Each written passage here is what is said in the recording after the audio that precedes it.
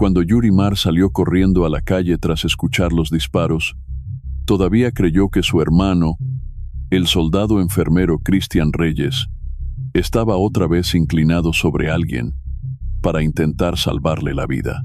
Pero lo que la esperaba en medio del camino polvoriento era el propio Cristian, desplomado en un charco de sangre, tan débil que ya no podía pronunciar una sola palabra, y justo en ese instante, la mujer que no dejaba de llorar y de llamarlo por su nombre se arrodilló, sacándole del bolsillo el teléfono, los documentos y la billetera, como si aquella noche todavía hubiera algo más importante que la muerte que ya se le venía encima.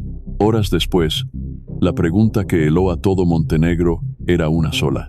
¿Cristian murió por haberse cruzado con una banda de sicarios en la calle, o por un secreto oscuro que estaba escondido dentro de su propio matrimonio?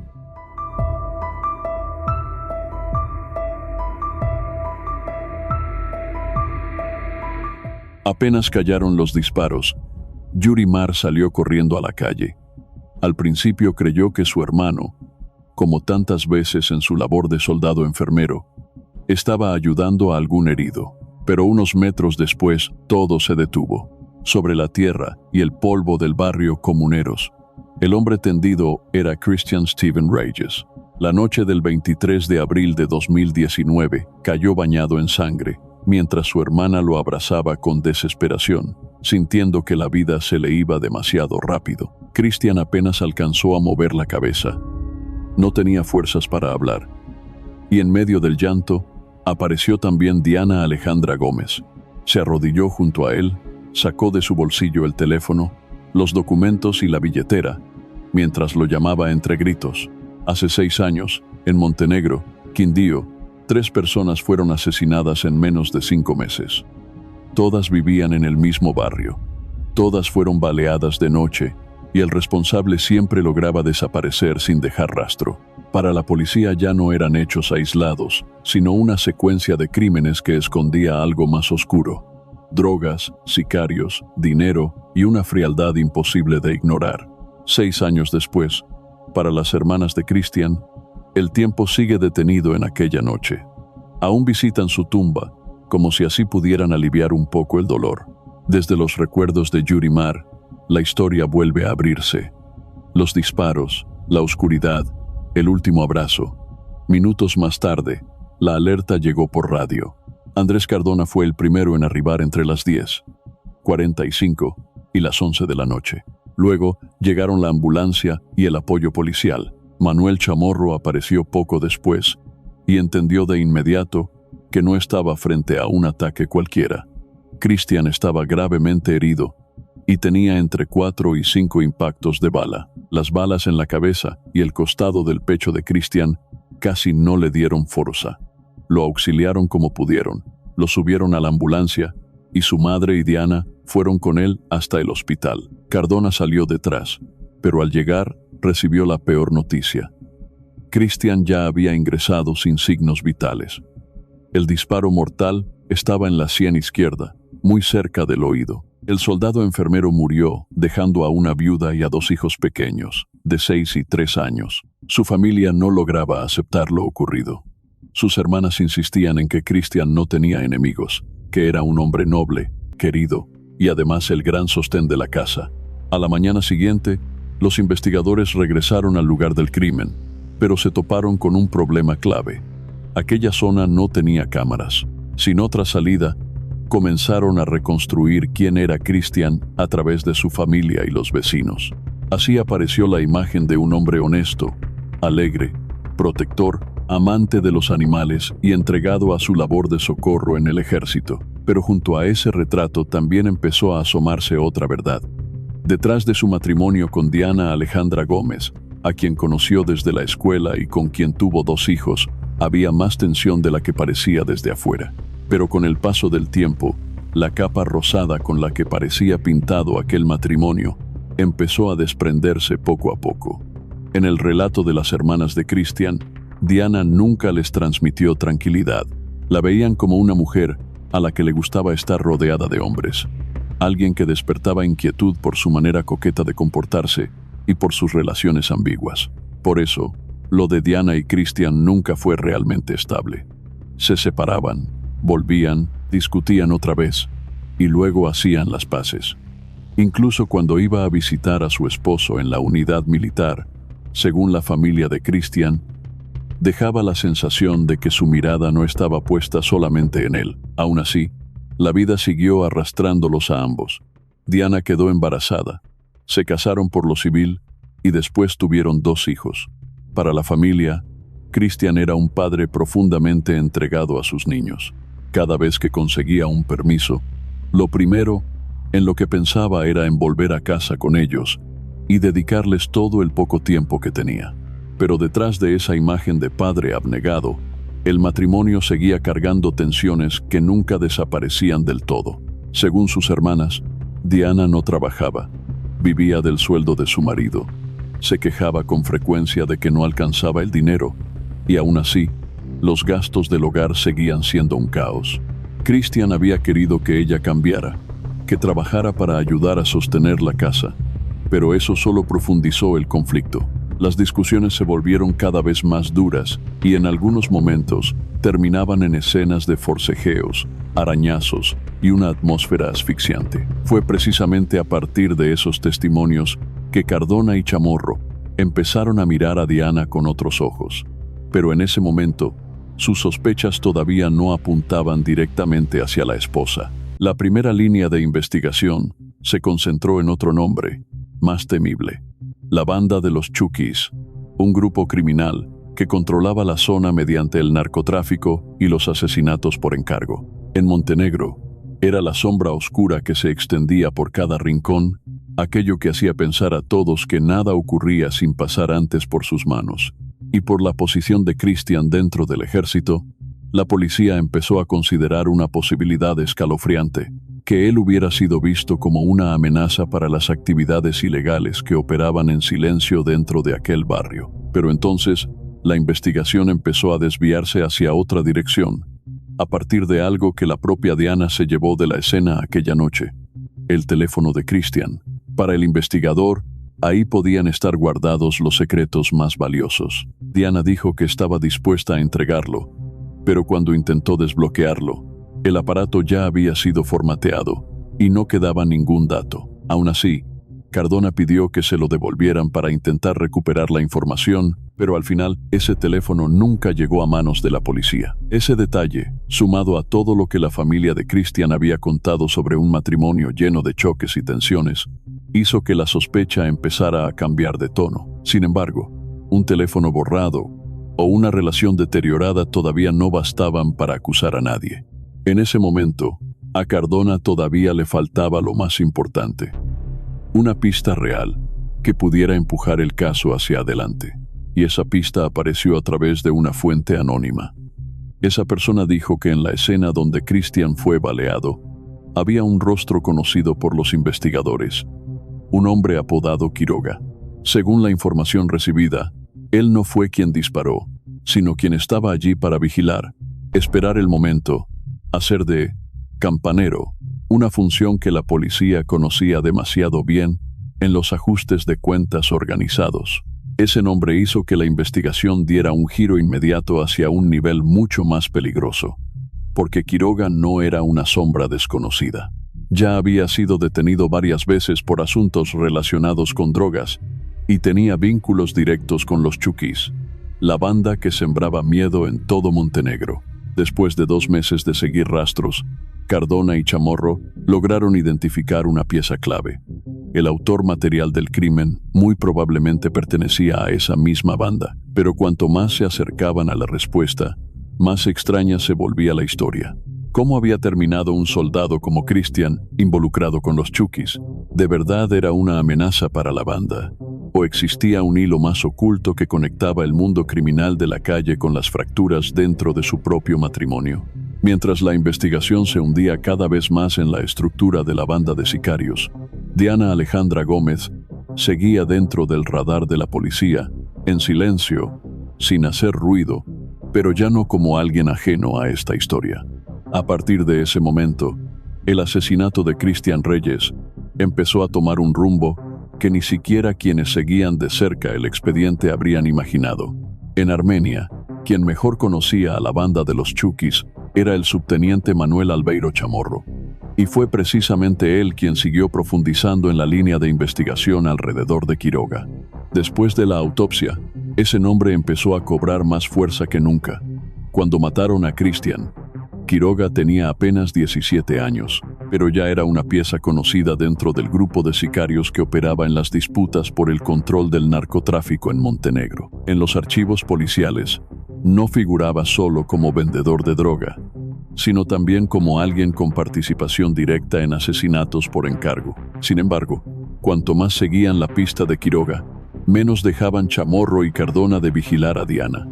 Por un lado, estaba la sombra de la banda criminal en las calles. Por el otro, una esposa cuyo comportamiento les impedía mirar hacia otro lado. Según la impresión de los investigadores, en Diana casi no se notaba el derrumbe emocional que normalmente se vería en una mujer que acababa de perder a su marido. Esa sensación de desajuste fue precisamente lo que los llevó a comprobar si entre ella y aquella organización criminal existía algún tipo de vínculo. Y entonces, los resultados del análisis de los datos telefónicos hicieron que la investigación se encendiera aún más. A partir de interceptaciones previas realizadas sobre miembros de la banda, la policía descubrió que el número de Diana había tenido múltiples contactos con ellos en los días previos al asesinato e incluso el mismo día en que Cristian fue baleado.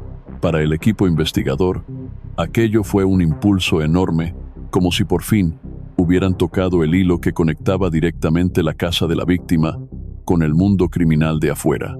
Pero ese entusiasmo duró poco, porque todo eso seguían siendo indicios, no algo lo bastante sólido como para pedir una orden de captura o sostener una acusación ante un tribunal. Y justo cuando el caso parecía atrapado en esa zona gris, a medio camino entre la luz y la oscuridad, otra noticia terminó por helar todavía más a la familia de Cristian. Según sus hermanas, apenas un mes después de la muerte de él, Diana ya había comenzado una nueva relación. Para ellas, aquello no fue solo un golpe, fue la sensación de que el dolor por Cristian ni siquiera había tenido tiempo de enfriarse y que alguien ya se había apresurado a seguir adelante, dejando atrás aquel matrimonio. Y el siguiente golpe para la familia de Cristian no llegó desde el expediente judicial, sino desde la vida íntima de él, que apenas empezaba a enfriarse. Según sus hermanas, ni siquiera había pasado un mes desde el funeral cuando Diana ya tenía otra pareja. Lo que les resultó aún más insoportable fue que ese hombre era precisamente un compañero de Cristian en el ejército. Para la familia, no se trataba solo de una nueva relación iniciada demasiado pronto, sino de la sensación de que todo lo que rodeaba la muerte de él estaba siendo reemplazado con una rapidez y una frialdad devastadoras. Les dolió hasta lo indecible escuchar que ese hombre usaba la ropa de Cristian y conservaba incluso sus objetos militares, mientras los dos niños seguían viviendo bajo ese mismo techo. Pero la tragedia todavía no terminaba ahí. Apenas unas semanas después, el barrio volvió a estremecerse con otros 2 tiroteos cometidos bajo el mismo patrón. De noche, en la misma zona, y sin dejar pistas claras. Una de las víctimas fue María Hilda Valencia, una vecina del sector. La otra fue un hombre que vivía en la calle. En la memoria de la familia de Cristian, esas 2 muertes no tuvieron nada de casuales. Ellos creen que ambos fueron silenciados porque sabían demasiado sobre la noche en que asesinaron a Cristian. Incluso comenzó a circular en el vecindario el rumor de que la propia Diana estaba detrás de la muerte de su esposo. Pero un rumor seguía siendo solo eso. Un rumor. Nunca fue verificado. No tenía la fuerza suficiente para cerrar ningún caso. Y aquellos 2 homicidios también terminaron hundidos en la oscuridad. Parecía que el caso de Cristian iba a desvanecerse del mismo modo, hasta que, casi un año después, el destino lanzó a la investigación una oportunidad que nadie se atrevía a dar por segura. Quiroga fue capturado en Putumayo. No era un simple subordinado cualquiera, sino un joven sicario vinculado a más de una decena de asesinatos. Cuando lo trasladaron a Armenia, sorprendió a todos al pedir colaborar con la justicia a cambio de un acuerdo que redujera su condena. Y en medio de esa cadena de confesiones escalofriantes, los investigadores finalmente escucharon el nombre que llevaban meses esperando: Christian Steven Reyes. Según contó Chamorro, Quiroga declaró que conocía bien el caso del asesinato del soldado. Dijo que había visto a Diana aparecer por la zona 18, territorio controlado por los Chuquís, donde solían moverse los jefes de la organización, y aún peor, aseguró que había escuchado a la propia Diana decirles que su esposo tenía que morir. Solo esa declaración bastó para sacudir por completo el expediente. Porque si aquello era cierto, entonces la muerte de Christian ya no era un ajuste de cuentas anónimo en la calle, sino una traición organizada desde adentro. Y lo que Quiroga contó después fue, en realidad, lo que empujó toda la historia hacia un giro mucho más oscuro. A partir de la declaración de Quiroga, el panorama del caso apareció con una frialdad escalofriante. Según él, en el plan para matar a Christian, había personas encargadas de vigilar, escondidas en puntos estratégicos, esperando únicamente la llamada de la esposa de la víctima. Desde el otro lado de la línea, ella avisaría de forma breve dónde estaba, qué ropa llevaba, hacia qué dirección doblaba. Para que no hubiera ninguna posibilidad de confundir el objetivo, Diana incluso entregó una fotografía de su esposo. Es decir, si esa declaración era cierta, aquella muerte no fue un arrebato callejero, sino una cacería planeada paso a paso. Lo que vuelve este expediente todavía más perturbador está en el detalle que Quiroga relató después. Dijo que, antes de disparar, el sicario se acercó a Christian y le lanzó a la cara una frase que sonó como una última puñalada. «Esto te lo manda tu esposa». A una distancia de apenas 1,5 metros, descargó varios disparos y luego huyó. Según Chamorro, el autor material en ese momento también era apenas un adolescente, identificado por la policía con el alias de Nico. Pero la confesión de Quiroga, aunque estremecedora, todavía no bastaba para cerrar todas las dudas.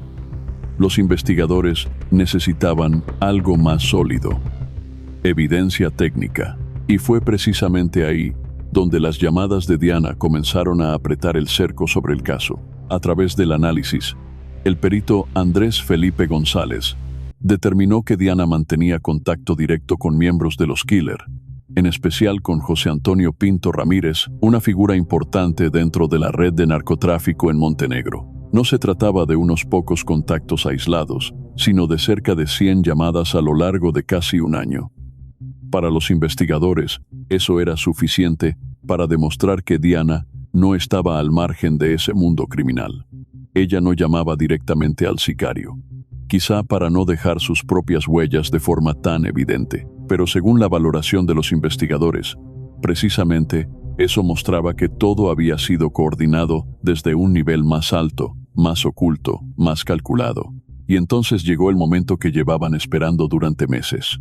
Cada fragmento de testimonio, cada llamada, cada eslabón, terminó reuniéndose en un expediente lo bastante sólido como para convencer al juez de firmar la orden de captura. Nicolás cayó, y cuando se vio acorralado, él mismo admitió que había sido uno de los que participaron directamente en la muerte de Christian.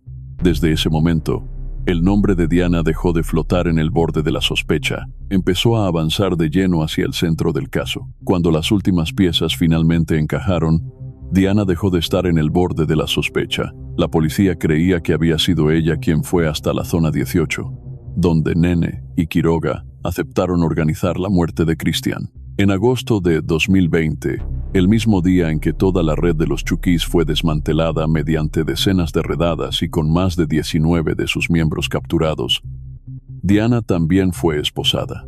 Para la familia de Christian, aquello no trajo alivio. Fue otro golpe aún más profundo, porque la persona que se llevaban era la madre de los 2 hijos que llevaban la sangre de él. Ante el tribunal, Diana siguió negándolo todo. Dijo que era inocente, que la policía se había equivocado, que nada había ocurrido como lo mostraba el expediente. Pero el caso no se detuvo en esas negaciones. El juicio se prolongó más de lo previsto, tanto por la pandemia como porque aquella mujer nunca admitió haber sido la autora intelectual del crimen. Aún así, Los testimonios en su contra fueron apareciendo uno tras otro. Quiroga señaló directamente a Diana. Pitbull, otro integrante de la organización, también declaró haberla visto llegar a la zona 18, reunirse con Nene, con Quiroga y con Nicolás. Cada testimonio fue empujando el nombre de Diana hacia el centro de la tormenta, y cuando ya casi nadie dudaba de que ella tenía relación con el crimen, empezó a surgir otra pregunta, todavía más fría. ¿Por qué? ¿Solo por las discusiones interminables dentro del matrimonio? ¿O existía un motivo aún más oscuro detrás de todo? Según las hermanas de Christian, apenas unas semanas antes de ser asesinado, él había descubierto cosas que hicieron tambalear su vida conyugal y había empezado a pedir el divorcio. A partir de ahí, el caso dejó de ser solo la historia de una emboscada en la calle y empezó a mostrar el verdadero rostro de un matrimonio que se había podrido por dentro. Cuando Christian descubrió que Diana había enviado fotos íntimas a un compañero, el matrimonio prácticamente se vino abajo por completo. Él decidió pedir el divorcio y, según la familia, fue justamente en ese momento cuando Diana soltó una frase escalofriante. Si no iba a ser de ella, entonces no sería de nadie más. Para las hermanas de Christian, el motivo no fue solo los celos, sino también el dinero. Ellas creen que Diana buscaba quedarse con el seguro de vida y con la pensión tras la muerte de él. Pero en realidad, Christian solo había dejado el 20% para su esposa, mientras que el 80% correspondía a su madre. Según ellas, fue precisamente eso lo que desató la furia de Diana. En el juicio, las declaraciones de los miembros de la banda Chukis, especialmente la de Quiroga, transformaron la sospecha en condena. Después de casi 5 años de proceso judicial, Diana fue sentenciada a 35 años de prisión como autora intelectual del asesinato de su esposo. Un mes después de ese fallo, la madre de Christian también falleció, como si el dolor de perder a su hijo la hubiera consumido hasta el final. Tras los barrotes de la cárcel Villa Cristina, Diana Alejandra Gómez seguía sin reconocerse como la persona que estuvo detrás de la muerte de Christian. La mujer de 30 años apareció ante la cámara con una calma extraña, como si quisiera contar la historia a su manera, de la forma que más la favorecía. Dijo que todo había comenzado con un amor de adolescencia, en los años en que ambos eran muy jóvenes, y que luego pasaron a vivir juntos cuando quedó embarazada de su primer hijo. Después, Christian ingresó al ejército, y su pequeña familia se mudó a vivir frente a la casa de la madre y de las hermanas de él. Según Diana, las grietas comenzaron con los conflictos con la familia de su esposo. Ella sostenía que la vigilaban, la humillaban y la presionaban incluso dentro de su propia casa. Pero en medio de todas esas explicaciones, había algo que no podía negar. Christian era un hombre decente, cariñoso con sus hijos, de vida ordenada, y cada vez que tenía permiso solo quería regresar con su familia. Y eso es precisamente lo que volvió esta entrevista aún más inquietante. Porque la mujer que intentaba demostrar su inocencia era también la misma que estaba recordando las mejores cualidades del esposo que murió. Cuando le preguntaron por la noche en que Christian fue baleado, Diana contó que solo se enteró de lo ocurrido cuando Yurimar corrió a avisarle. Salió de inmediato, vio a su esposo tendido en la oscuridad y se abrazó a él llorando, preguntándole una y otra vez por qué la dejaba sola con sus hijos. Pero fue precisamente desde ese instante que todo alrededor de Diana empezó a ser observado bajo otra luz, porque la razón por la que ella estaba en prisión no se sostenía solo en las declaraciones de los miembros de la banda Chukis, sino también en la cadena de contactos que, según la policía, la conectaba con esos mismos hombres. Frente a la cámara, Diana lo negó todo. Dijo que nunca había pisado la zona 18, que jamás había conocido a nadie de la banda, y que mucho menos podía ser cierto que ella hubiera pedido matar a su esposo. Con cada pregunta que le hacían, repetía lo mismo. Todo eso era mentira.